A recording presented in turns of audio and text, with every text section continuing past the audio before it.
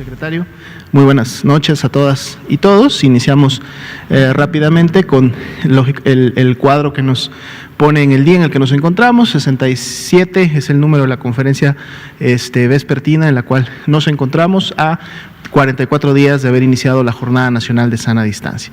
En la siguiente diapositiva vemos la actualización del panorama internacional. Vamos a ver la reducción de un punto porcentual más, 32% los casos confirmados en los últimos 14 días en todo el mundo.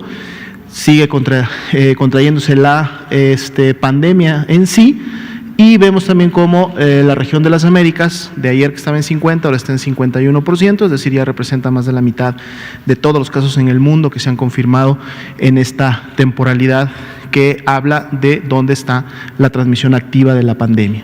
En la siguiente diapositiva actualizamos nuestros números nacionales, 26.025 casos confirmados. Estos son los casos acumulados hasta el momento, desde que iniciaron, pero resaltamos que son solo 6.708, que representan una cuarta parte de este total, son los casos con inicio de síntomas en los últimos 14 días, sería la epidemia activa en México. 2.507 lamentables defunciones que han ocurrido hasta el momento, 63.540 son los resultados negativos que se han acumulado y ya son más de 105.000 las personas que han sido estudiadas e ingresadas a protocolo para el tema de COVID-19. En la siguiente diapositiva veremos la carga de enfermedad por entidad federativa. Ya veníamos comentando que en los últimos días, en la última semana, vemos cada vez como más entidades federativas presentan este color rojo que representa un incremento arriba de los 250, 500 casos, y bueno, esto vamos a seguirlo viendo de esta manera en la medida que la epidemia en México continúe. La siguiente diapositiva es una diapositiva de referencia para que ustedes puedan tener los números totales y están en orden descendente. En la siguiente diapositiva vamos a ver el mapa con distribución geográfica de la epidemia activa, es decir, de esos 6.708 casos. Vemos igual como ya otras entidades federativas empiezan a pintarse también de naranja, que significa que han pasado la barrera de los 100 casos y continúan incrementando su carga de enfermedad. En la siguiente diapositiva vemos esta misma distribución con los datos completos y en orden descendente para que también puedan rápidamente identificar cuáles son los estados que están a la cabeza. En la siguiente diapositiva veremos los mismos 6.708 casos, pero ahora distribuidos por tasa de incidencia acumulada por 100.000 habitantes y que en su momento las entidades federativas que tienen los colores más oscuros representan aquellas que tienen la mayor transmisión y por lo tanto la mayor, afectación poblacional en comparación con las que tienen los colores más claros. 5.24 es la tasa de incidencia de estos últimos 14 días en los cuales se mantiene la epidemia activa en México.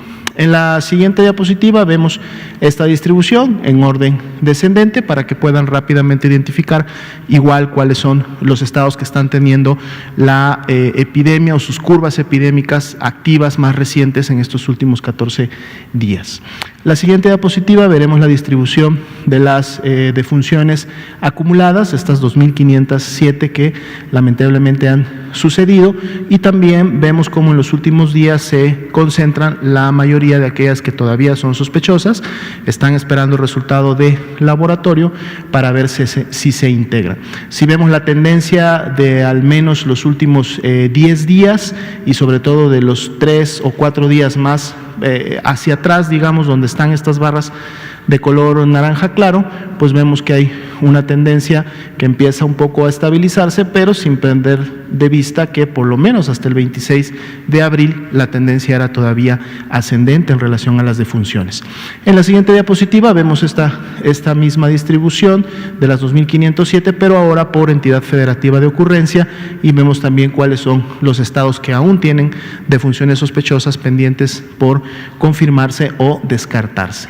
En la siguiente diapositiva veremos la curva epidémica de casos confirmados y casos sospechosos.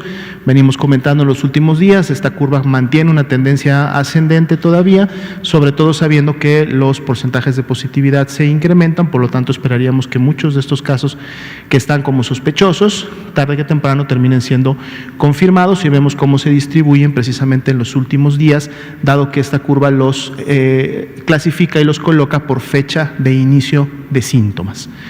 La siguiente diapositiva, vemos nuestra curva de casos confirmados acumulados. Hoy día fueron 26.025 los casos acumulados, fue un incremento de 1.120 casos en relación al día de ayer, lo que representa pues un incremento porcentual del 4.5, y en la parte baja podemos ver la tendencia en las barras de color naranja de cómo se han estado confirmando los casos día por día y una tendencia que vemos en los últimos días.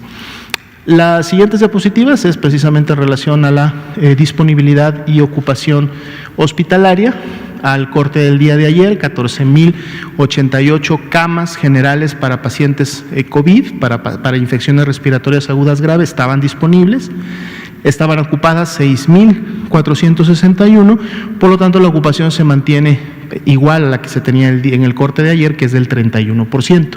676 hospitales son los que han notificado, que son notificantes, y son 652 los que han notificado, lo cual incrementó un punto porcentual. Ayer teníamos 95 y tenemos 96% de notificación. En la siguiente diapositiva vamos a ver la distribución de esta disponibilidad de ocupación. El 31% nacional lo tenemos hasta el final en la última barra, pero vemos cómo dependiendo de cada entidad federativa esto se incrementa. Ya habíamos dicho Ciudad de México, Baja California, Estado de México, con las ocupaciones arriba del 50%, específicamente Ciudad de México con un 71%, y esto también ha ido incrementándose en la última semana. En la siguiente diapositiva veremos específicamente las camas con ventilador, que son las que se destinan para pacientes críticos. Igualmente Ciudad de México, Baja California, en este caso aparece Sinaloa y el Estado de México como los estados que tienen arriba de un 40% de esta ocupación. 25% es la ocupación nacional, es decir, que se distribuye entre todos los estados, y como pueden ver, la mayoría o más de la mitad de los estados en México todavía tienen una disponibilidad bastante amplia de este tipo de camas que son muy necesarias para los pacientes críticos. Sería la actualización para el día de hoy. Muy bien.